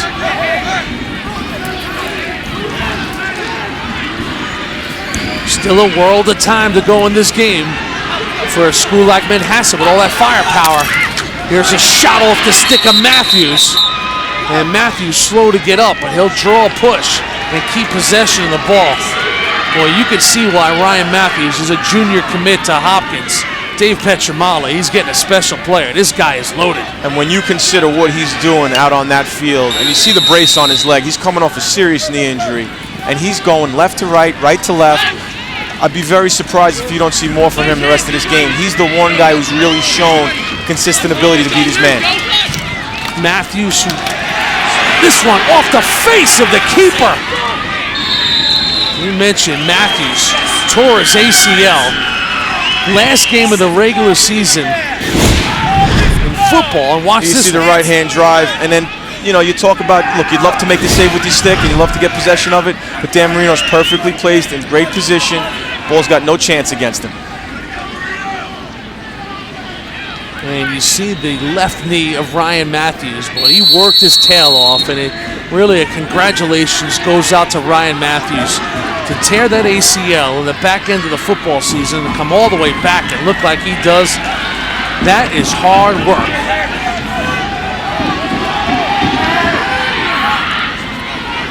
It's really a tribute to how hard he works and the kind of kid he is. They're so driven, some of these kids, and I say some, I mean really all of them. They're so driven to get back on the field, and with the technology changes, with the surgeries and that, you can get a kid back on the field in 6, 7, 8 months, and he looks like he never left. Devin Dwyer now.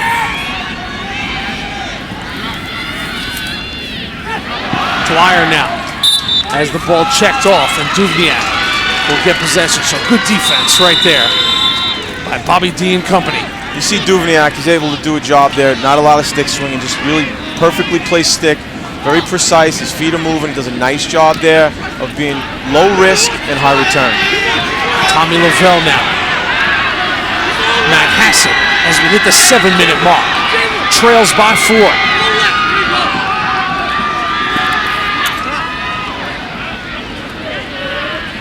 Quinn Maroney now. This now is Johnny Thomas. I'm getting the sense now that this Garden City defense is really starting to get entrenched. They're perfectly placed off the ball. The man on the ball is moving his man just where he wants him to go. And all their slides are really tight, and they're recovering perfectly. Well, this is the much heralded defense, and look at him going to work. Brian Fisher picks it out. Manhasset able to recover. Coming down the alley, this one is on the turf. A whistle will be a push. It'll stay with the Indians. There's that Manhasset ride again, and there's a smart play by the Garden City defense. Loose ball in the middle of the field. It can only hurt you. It's trouble. You get a little push from behind. They stop play. Give ball back to Manhasset, but you get a chance to set your defense up and be ready for them. So John Thomas now backs off. The Indians need a goal. Little two-man game onto the stick of Tompkins. Tompkins now to the inside. Backhanded flip into the keeper's net. Danny Marino saw it all the way.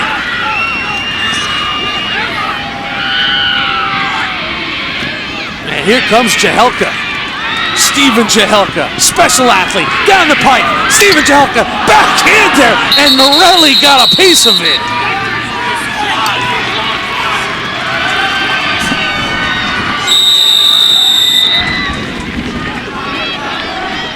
Now if you're Manhasset, you think about the Jahelka matchup. You'd normally never go on him, but with that push up the field, you may have him a little fatigued. You may see Quinn Maroney try to attack him here and see what he's got left in the tank.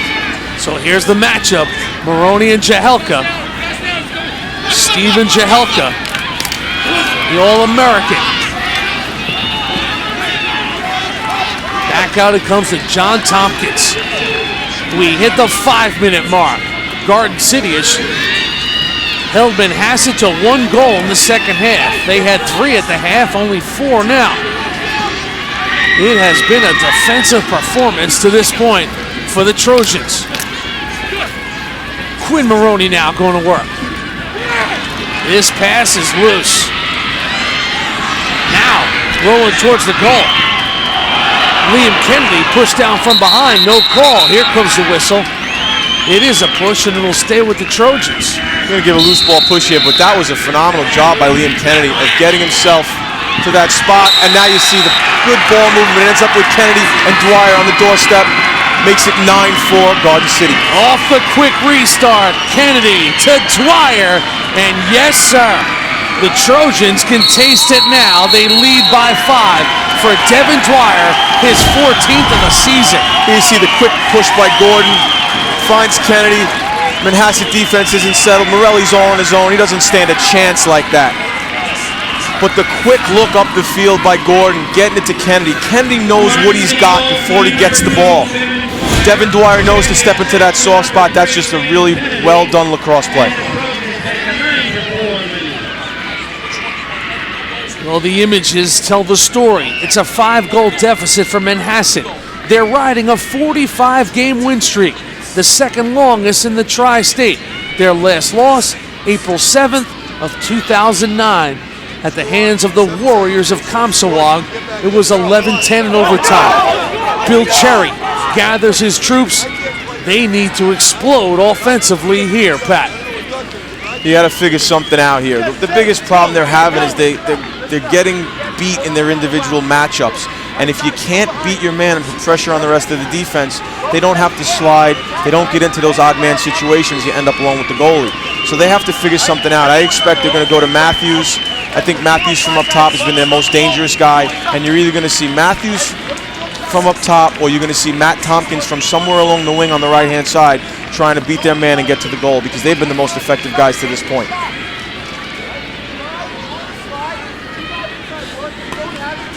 You see Keith Cromwell in the huddle here, Jim. Keith Cromwell's a guy out of Hicksville, went on to Rutgers, Long Island Lizard guy. Great offensive mind, wonderful player, knows what he's doing as a player, and he's really done a nice job with this Manhasset group offensively as a coach. Both these staffs flat out loaded. Hey, don't forget that for total lacrosse coverage, channel 614 is Lacrosse Central. MSG Varsity's Interactive is bringing you full games all across the tri-state area with the power to start and stop the action whenever, wherever you want. Your destination for the most lacrosse in one place is Lacrosse Central. Now on MSG Varsity Interactive, channel 614, Lacrosse Central. Well, Garden City came in a much heralded team this year. In the national polls, they were as high as 2.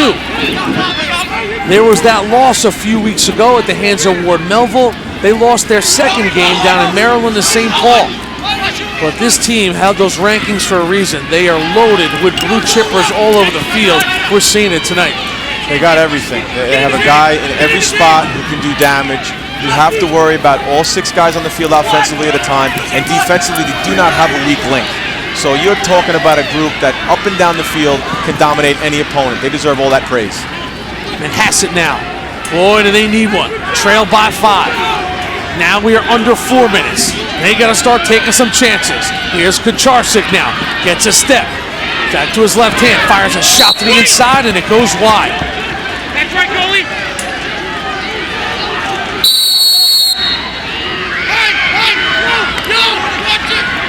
shows you the confidence that Manhasset has in Harry Kucharczyk. They match him up going up top against Brian Fisher, one of the better poles in the game. They have enough confidence in Harry that they're going to put him up against him rather than go for a look on a short stick. Nearly sneaks into the cage there. And we will sort this out. Garden City will call timeout.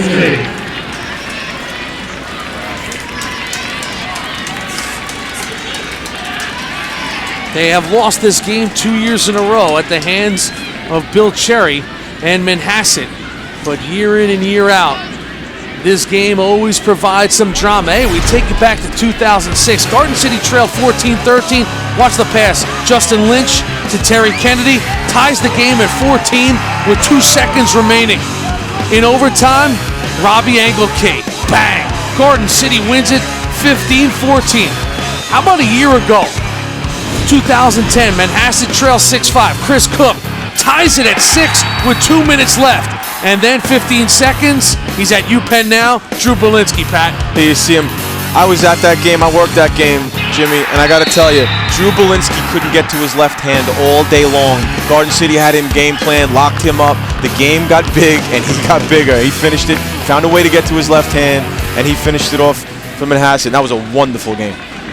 So Manhasset went back-to-back a year ago, and they are going to need some pure drama to win this one and etch their name on a three-peat.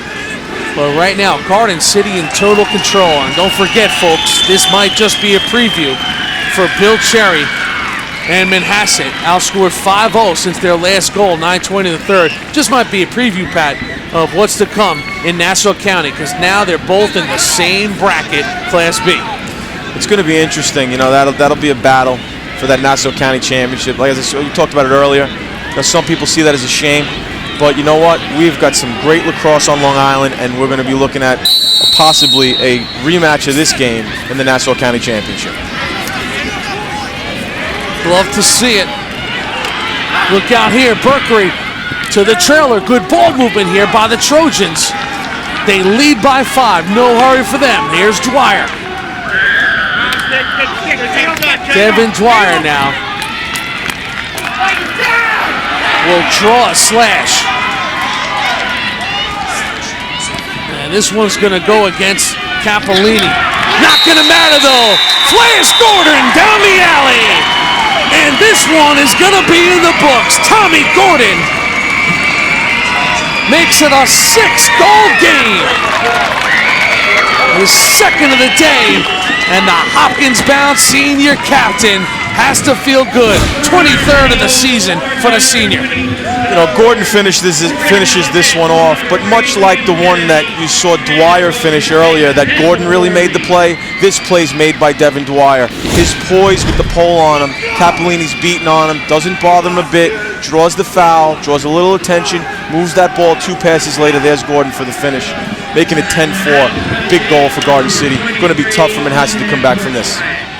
Well, Manhasset will inevitably see their 45-game win streak come to an end. But you know what? They will circle the wagons, and Bill Cherry will have this squad ready to go again. It would be foolish to count them out of the big picture. This is just another stop on the Long Island lacrosse scene when you take on top-flight competition. There's no shame in a loss tonight for Manhasset. You know, they'll look tomorrow to start another 45-game win streak. You know, that's the kind of team they are. That's the way Bill Cherry prepares them. He's such a smart guy. He understands the big picture, you know, as far as this being a loss in a big game against a great opponent. He'll prepare them to see them again. He hopes they will, and he'll be ready for it. Well, both these coaches in their 5th year, they had won 2 Woodsticks apiece. So now Steve Finnell will take a little advantage in getting his 3rd. Now, I'm curious if that means that Bill Cherry would buy dinner next year when they have their little dinner. Next week. Well, these guys eat every week together. I tell you, it is refreshing meeting with these guys this week to see how good of friends they really are and the perspective that both these coaches have, that they're able to hang out like that. And listen, Bill Cherry said it best when he said, I root for Garden City on every day of the year except when they play Manhasset. And it sets a good example for their kids, Jim, because these kids have the same attitude toward each other. They respect each other, they admire each other, but at the end of the day, when it's game time, they go after each other too. You know, there was a scene on the turf at Stony Brook last year, moments after Jamesville DeWitt beat Garden City in the state final. Manhasset had to take the field against Corning East. And Bill Cherry went up to Steve Finnell and gave him a hug and said, hey, you guys will be back. And of course, Steve Finnell said, good luck to you, coach. And those two guys, very good friends. But this night belongs to the Trojans. Boy, Class B in New York State, Steve Finnell said to me this week, you know, there's over 100 teams in Class B. There's a dozen that could win a state championship this year. I mean, you just look at Long Island, Garden City, and Manhasset, and Wantagh, and Sayville, and Shoreham. You know, then you got the John Jays, and the Yorktowns, and the Somers of the world, and then, of course, the elephant in the room, Jamesville DeWitt, the defending champs. Wow. It's one thing to go and have that great season, but then you have to really be big on those big days. As you see Manhasset get one back to make it 10-5. So Joe Mancini, the senior bound for Trinity, makes it a 10-5 game. Coach Cherry, he coached football here for 29 years. He's got some of that toughness. He'll get his guys right back on track. 4 times Manhasset has won the New York State Championship. That is exclusive company to win 4 state titles. Alan Lowe, of course, won 2 of them, and Bill Cherry won the other 2. Scotty Craig, he's won 4 of the last 5 at West Islip. Doc Doherty won 4 at Garden City, the last in 2000. What a squad that was in the year 2000 with 3-time All-American Petey Lesueur. He could play a little bit. Of course, Joe Cuso at 8 at Ward Melville, and Mike Messier, West Jenny, 15 New York State championships. Look at this. Manhasset, never say die, the pride of the Indians. On the Woodstick night, Harry Kacharsik. Unfortunately, they're going to run out of seconds on the clock. They're going to run out of time, Jim, but they're not running out of energy and not running out of will. You see Harry Kacharsik, nice job of getting back to his left hand. He brings them to within 4. There's no quit in either side. Manhasset's not going to give this thing up. There's only about 10 seconds left, but there's no quit in those guys in the white jerseys. Well, it's a streak that started in April of 2009. Since then, for the Indians, 45 straight wins, 2 New York State championships. But on this night in Manhasset, it comes to an end at the hands of Garden City in the 120th Woodstick Classic. The Trojans prevail.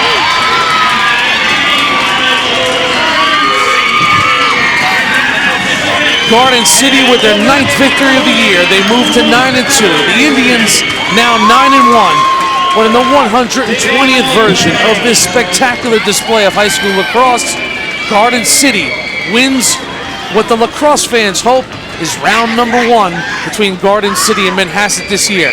I imagine, Pat, they haven't seen the last of each other yet. And it's no disrespect to those other teams that have a chance to get there, but these are the programs that people expect to get to that point. Those other guys, they're watching this, they're paying attention to this game. They want to trip one of these guys up, so it won't be an easy task to get there. What an effort. They led by 1 at the half. Give Garden City credit. Devin Dwyer controlling and dictating on offense. And then, of course, all those decorated defenders for the Trojans of Garden City. And they come away with a solid victory here at Manhasset on a Saturday night special on Lax Live. What a moment for the Trojans as they walk off in victory on the away turf. The postgame is straight ahead.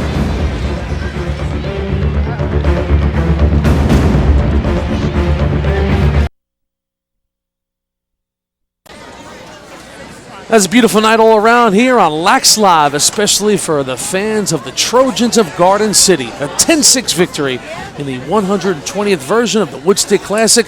What a night for the Harvard-bound junior, Devin Dwyer. 4 points in the Woodstick. He is with Tara. All right, thanks, Jimmy. Devin, you're a junior. You have never beaten Manhasset in the Woodstick Classic. So what does it feel like to come here on the road and get this deafening win? It feels great. It feels great. I mean, this is usually the biggest game of the year for us. and to never have beaten them in my career, I mean, it feels awesome. You had the hat trick tonight. What was working for you? I mean, Bobby played great on me. I mean, most of my goals were all fall, so there was really nothing I could do on him. I mean, he played great, so I don't know. I think some of my guys stepped up and threw great feeds in there for me. You and your teammates snapped the Indians' 45-game win streak, and you guys will see each other again. But what does this win say about the talent on this year's Garden City squad? I mean, it says a lot. I mean, our defense played amazing as usual. We let in a couple bad goals in the end, but besides that, we played awesome. In the offense, I think we really stepped up today and really showed what we're capable of. All right, Devin, thanks so much. Go enjoy this with your teammates. Jimmy? Devin Dwyer. In the end, Pat, what'd he do? He complimented Bobby Dubniak because this might only be round number 1. That was a smart play by the Harvard-bound junior. The wise young man, Devin Dwyer is. But Steve Finnell, he's got to be proud of his bunch. They held Manhasset scoreless for nearly 20 minutes in the second half of this game. That was the key. That's no slight on Manhasset. That's a tribute to the Garden City defense and goaltending. They did a very nice job today, and they're really the reason for this victory. Well, Manhasset, you know they will be back, but for Garden City, this is a win they could point to. And now it's their time to host the hardware. The trophy otherwise known as the Woodstick Classic. This is a game that started in 1935. In that game, Manhasset won 9-0. Well, they've played 119 more times since that day. And this, the 120th version, the Trojans of Garden City get to hoist it. And it's got to feel good for these Garden City seniors. And as you said, Dwyer, as a junior, you heard him say it, I had never beaten Manhasset. And as a player, you know, it's good to get that sort of monkey off your back with your arch rival. There's no one else he can say that about. You know, he's beaten everybody. This Garden City team has done such a wonderful job with everybody. This is really like that elephant in the room. And now they're figuring they're going to see him again. This is going to be an interesting way to see this season plays out. It's an image that tells the entire story. The Trojans of Garden City holding a trophy that is as special as they come in the game of two teams in America have played as much as the Trojans of Garden City. It is a game. They came out firing on all cylinders. Liam Kennedy, the junior. Ryan Mathews, before he goes to Johns Hopkins as a junior, he just kept on coming. But in the end, it was about the Trojans of Garden City and their will. No matter what Steve Finnell saw from Manhasset, they had an answer with guys like Tommy Flash Gordon and company. Holding Manhasset's score seemed impossible, but it happened. We want to thank live on MSG Varsity. It was a Saturday night special in Manhasset, and in the Woodstick Classic, history will show in two Trojans of Garden City next week.